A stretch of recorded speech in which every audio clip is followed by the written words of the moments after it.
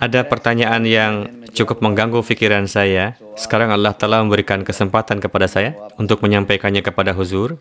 Huzur dikatakan bahwa ketika ada yang meninggal, supaya pahala dapat sampai bagi ruhnya, dianjurkan untuk mengkhatamkan Al-Quran. Maksud saya menamatkan Al-Quran. Katanya dengan membaca atau menamatkan Al-Quran, pahala akan sampai kepada ruh orang yang wafat tadi. Atau jika ada yang membuat rumah baru, dianjurkan untuk menamatkan Al-Quran terlebih dahulu. Huzur bersabda, saya faham apa yang dimaksud. Silahkan duduk, saya akan jawab.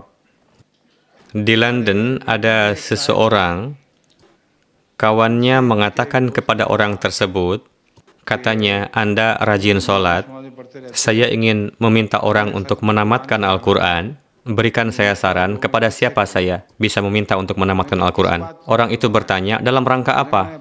Ia menjawab, saya telah membuka bar, yakni toko minuman keras. Dia ingin menamatkan Al-Quran, katanya. Orang yang rajin salat itu mengatakan, ketika kamu membuka toko minuman keras, kamu telah menghabisi Al-Quran.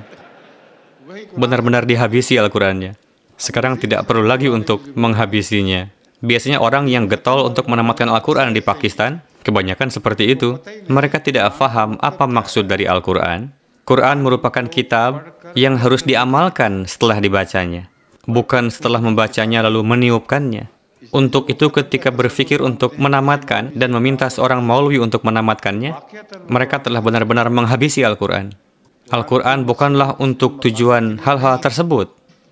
Begitupun pada zaman Rasulullah, tidak pernah digunakan untuk tujuan yang seperti itu.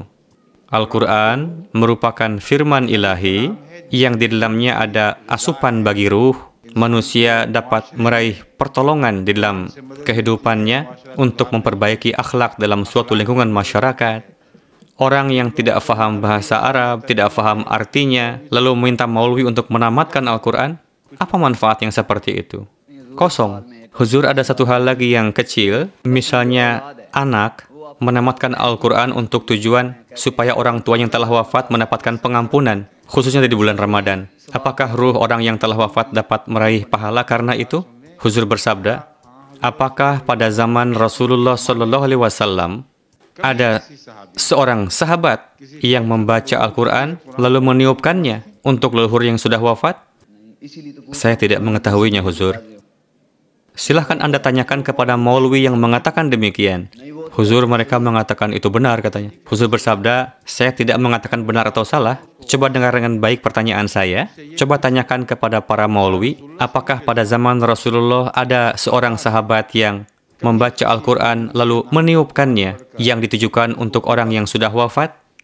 Silahkan berikan rujukan dari hadis. Satu pun tidak akan dapat memberitahukannya. Anda faham? Iya, Huzur. Terima kasih.